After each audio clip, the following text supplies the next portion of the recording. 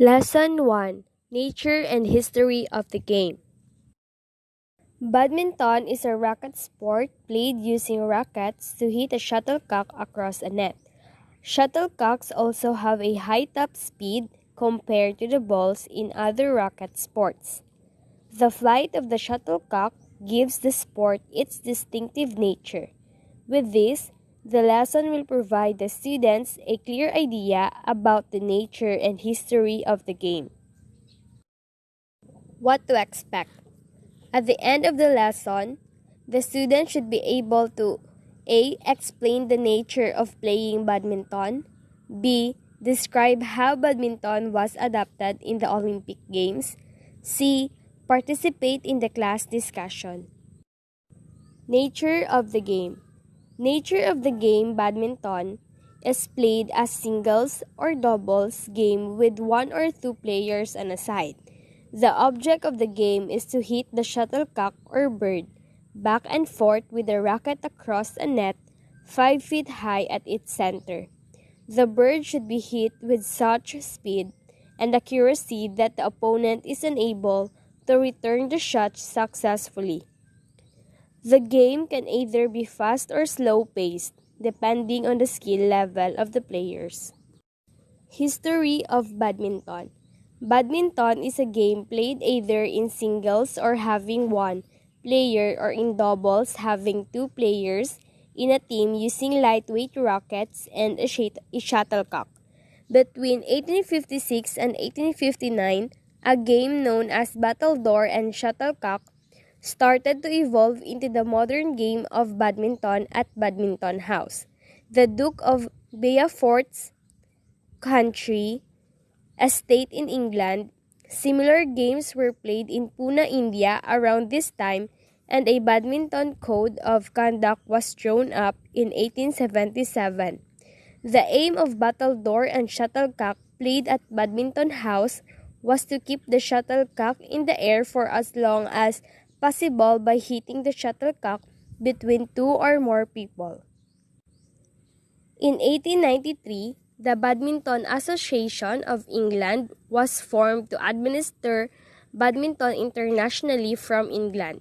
The International Badminton Federation, or IBF, was established in 1934 and consisted of 9 founding members: badminton associations from Canada, Denmark, England, France, Ireland, Netherlands, New Zealand, Scotland, and Wales. In 2006, the IBF changed its name to the Badminton World Federation, or BWF. The BWF is the world governing body for the sport of badminton, recognized by the International Olympic Committee, or IOC. Historically, the shuttlecock, also known as a bird or birdie, was a small cork hemisphere with 16 goose feeders attached and weighing about 0.17 ounce or 5 grams. The game is named for Badminton, the country estate of the Dukes of Beaufort in Gloucestershire, England, where it was the first played about 1873. The roots of the sport can be traced to ancient Greece, China, and India, and it is closely related to the old children's game battledore and shuttlecock. Badminton is derived directly from Pune, which was played by British Army officers stationed in India in the 1860s. Badminton first appeared in the Olympic Games as a demonstration sport in 1972 and as an exhibition sport in 1988. Competitive badminton is usually played indoors because even light winds affect the course of the shuttlecock. Recreational badminton, on the other hand, is a popular outdoor summertime activity. The rectangular court is 44 feet, 13.4 meters long and 17 feet 5.2 meters wide for singles, 20 feet 6.1 meters wide for doubles. A net 5 feet 1.5 meters high stretches across the width of the court at its center. A clear space of 4 feet (1.3 meters) around the court is needed.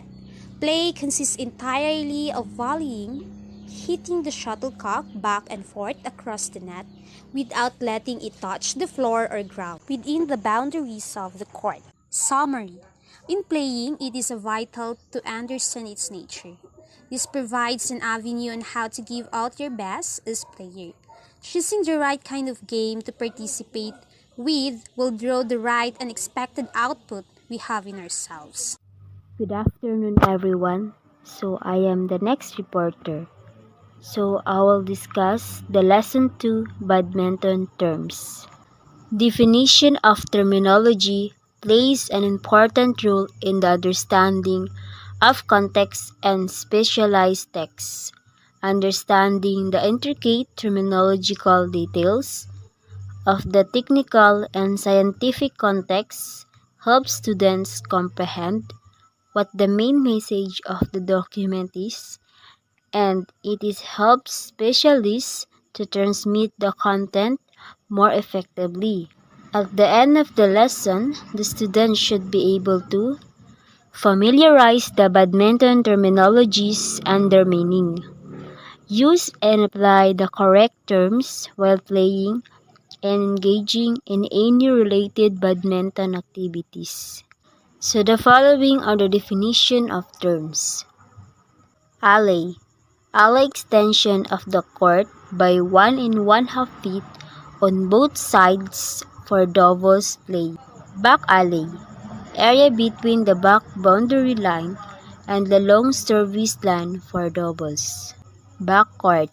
Back third of the court in the area of the back boundary lines. Back.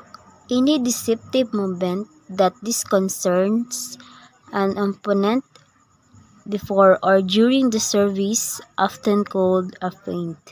Baseline. Baseline back boundary line at each end of the court, parallel to the net. Carry. An illegal tactic also called a sling or throw, in which the shuttle is caught and held on the racket and then slung during the execution of a stroke. So center or base position. Location in the center of the court to which a singles player tries to return after each shot. Center line.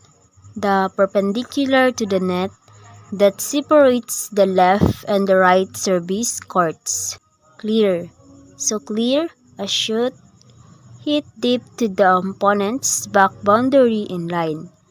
The high clear is a defensive shot, while the flatter attacking clear is used offensively. So, court. Court area of play as defined by the outer boundary lines. Good day everyone, I'm April Joy Medrano and I am the next reporter. So drive, a fast and low shot that makes a horizontal flight over the net. So drive is also played from mid-court to mid-court and is a quick, flat, powerful counter and attacking shot. So drop, a shot hit shortly and with finesse to fall rapidly and close to the net on the opponent's side. So an offensive shot performed from the back part of the court. So when we say finesse, pagka-pino. Next is fault, a violation of the playing rules, either in serving, receiving, or during play. So flick, a quick wrist and forearm rotation that surpasses an opponent by changing an apparently soft shot into a faster passing one. Used primarily on the serve and at the net. So ang flick ay ang pangunahing ginagamit sa pag-serve at sa net. Next is forecourt, front third of the court between the net in the short service line. Next is hairpin net shot. Shot made from below and very close to the net with the shuttle rising, just clearing the net and then dropping sharply down the other side. So the shuttle's flight approximates the shape of a hairpin. A hairpin shot also is an example of a net shot. Next is half court shot. A shot hit low in the midcourt used effectively in doubles against the up and back formation. Next is kill, fast, downward shot that cannot be returned by put away. So, lahat naman siguro tayo familiar sa kill. So, the next is let, a legitimate cessation of play to allow a rally to be replayed long. Let is called by the umpire or by a player if there is no umpire. Next is service line. In singles, the back boundary line. One doubles a line 2, 1 feet inside the back boundary line. The serve may not go past this line.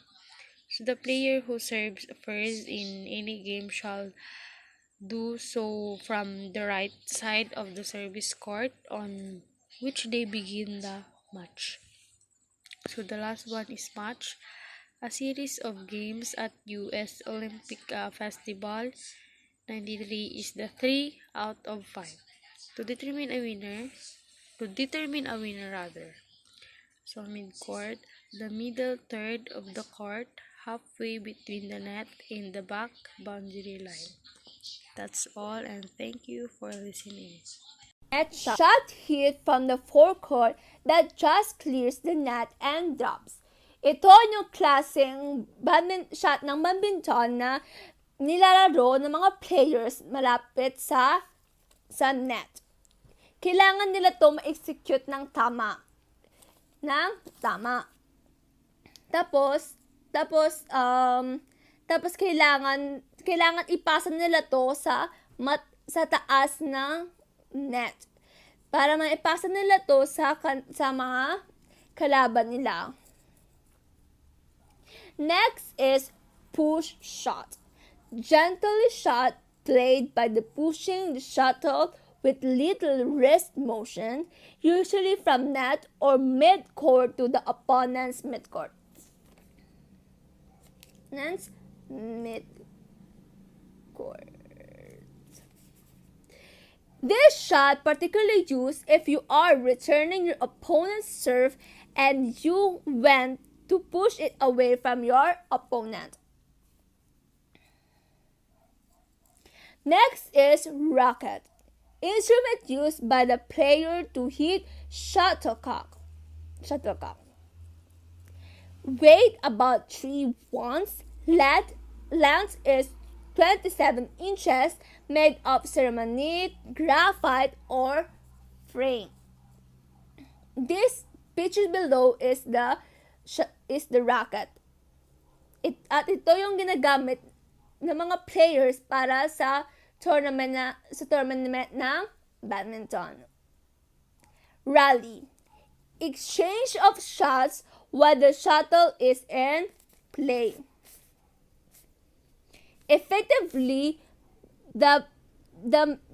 this means a rally starts when a player serves and ends when the shuttlecock lands to the ground or a fault.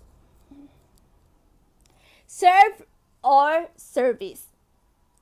Stroke used to put shuttlecock into the play at the start of each rally. Ang serve or service na tinatawag is ito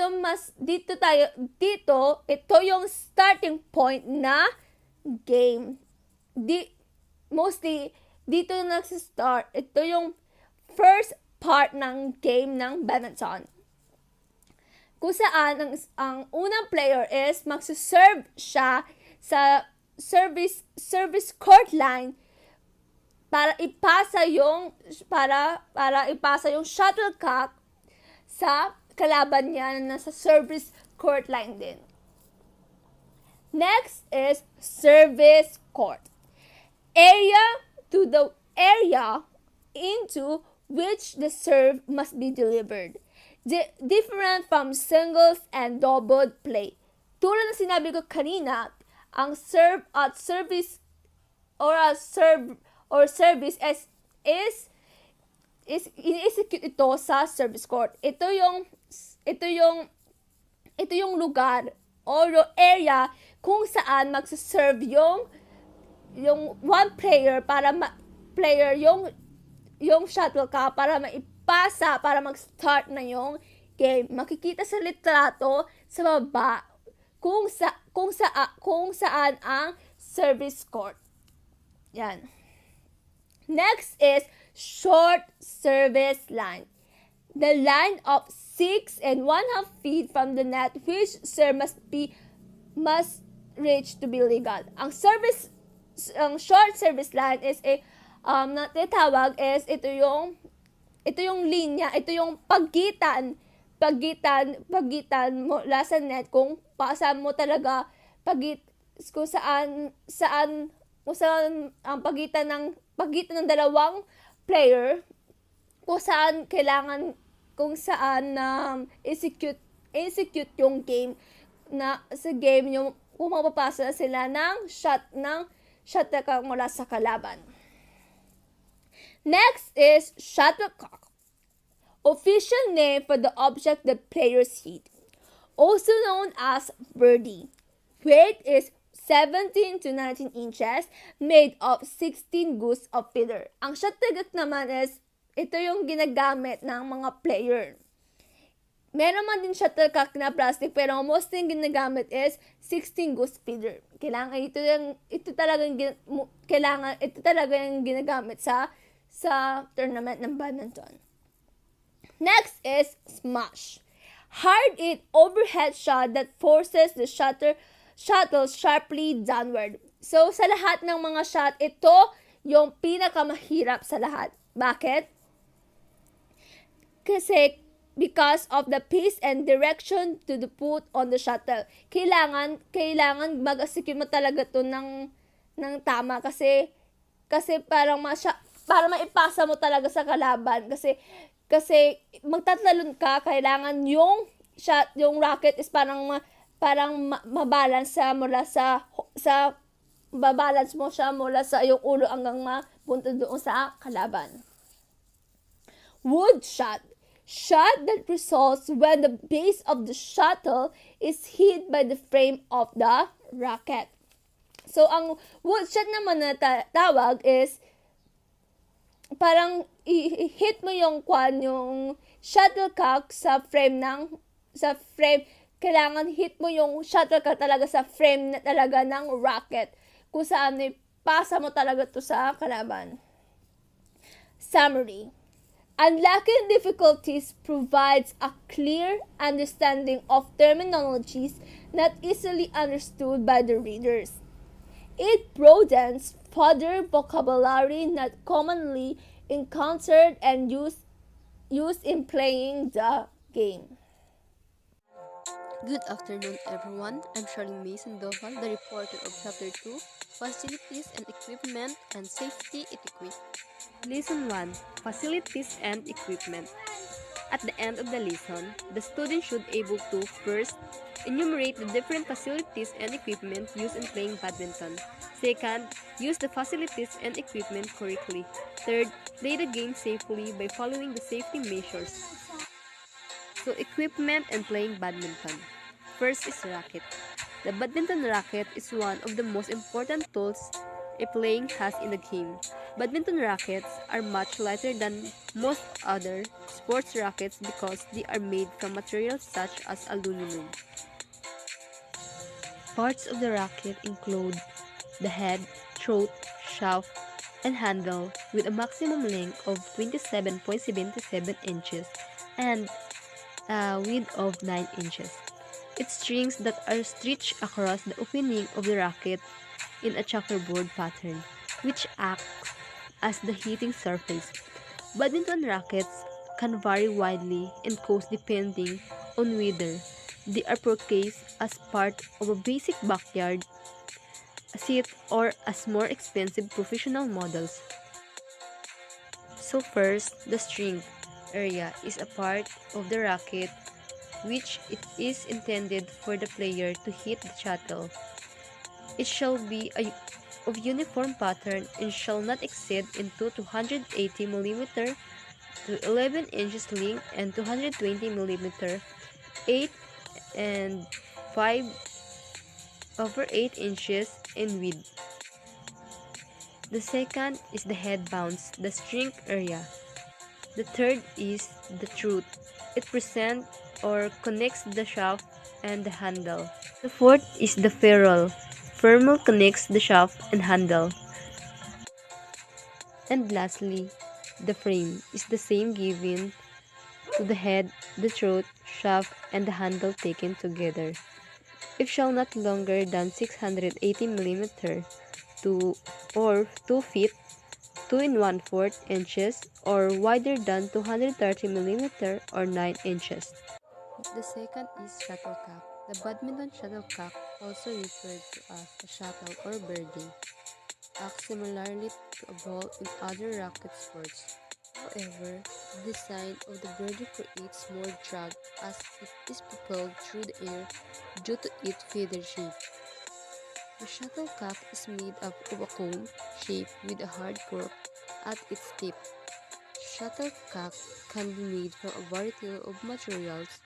More expensive models are actually made from feathers, and less expensive models are made from plastic feathers.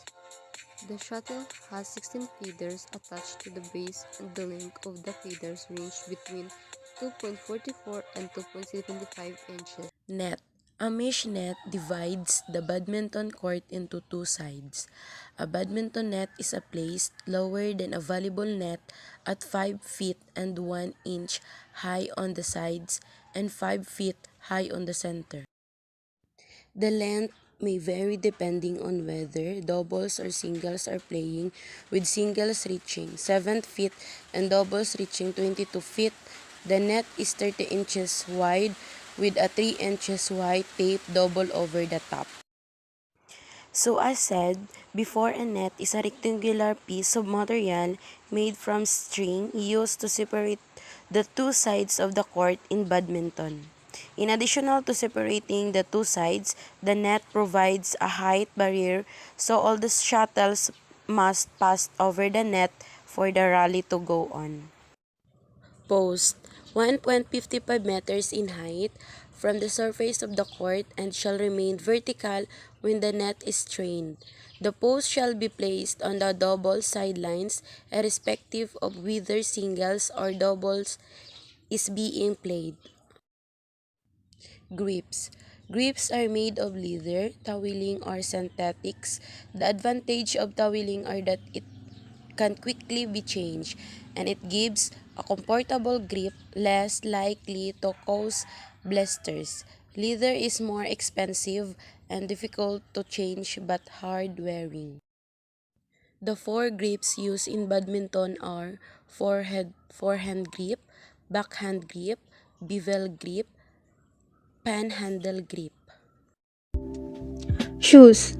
There are hosts of different badminton shoes these days. It is best if the soles have a good grip. Shock absorption is important. As badminton, it is very physical game. Whatever you buy, comfort is vital. Don't tie laces too tightly as this can cause bruising. In badminton, you are likely to occasionally slide as you move side to side. This means you need a shoe that offers support and protects your ankles. When you are moving fast across a hard court, the friction can lead to blisters on your skin. So proper badminton shoes make it less likely that you will develop blisters. Next, clothes. When choosing clothes, comfort is the main objective. There's nothing worse than a shirt that is tight under the armpits, or shorts that don't allow you to bend properly. Be certain that shorts feel comfortable in the lunging position and your shirt does not restrict you in the overhead hitting position. Use padded socks to help avoid blisters. Badminton is one of the fastest racket sports. You need lightweight badminton apparel to maximize your speed on the badminton court. Therefore, wear clothing that is light. This way, you won't feel restricted by the weight of your shirt and your speed won't be affected too much. Lastly, the court.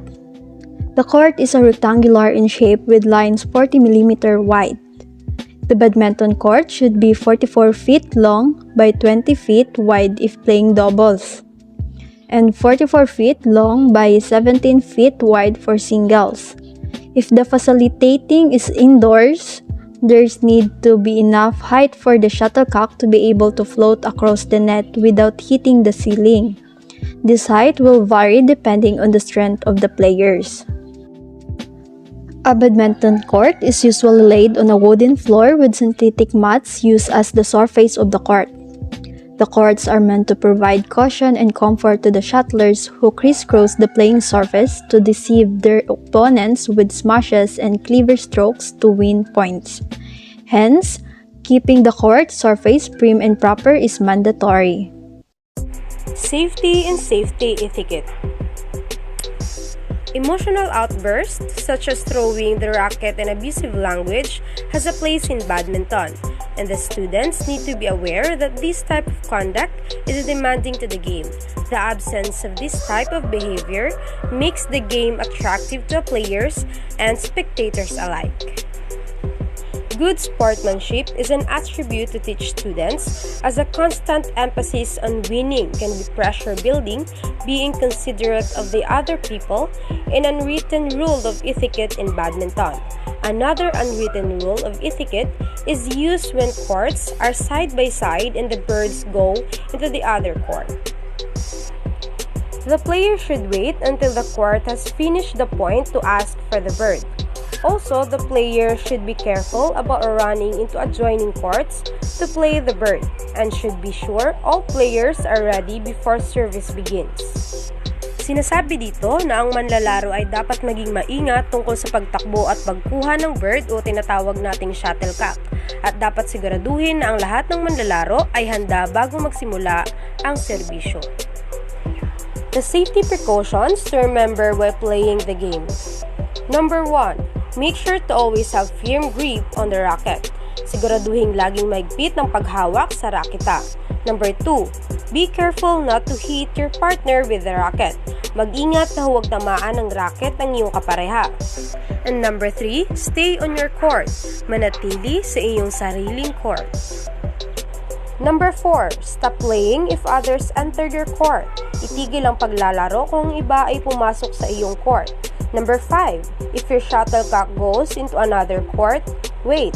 Kung ang iyong shuttlecock ay pumunta naman sa ibang court, kailangan mong maghintay. And number 6. Be careful and aware of your surroundings, pools, walls. Mag-ingat at magkaroon ng kamalayan sa iyong paligid, ang mga poste, dingdig at marami pang iba. And number 7.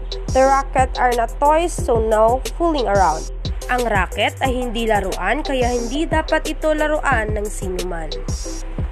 Safety precautions on the equipment. Number 1. Rackets are fragile. Ang raketa ay isang marupok na bagay.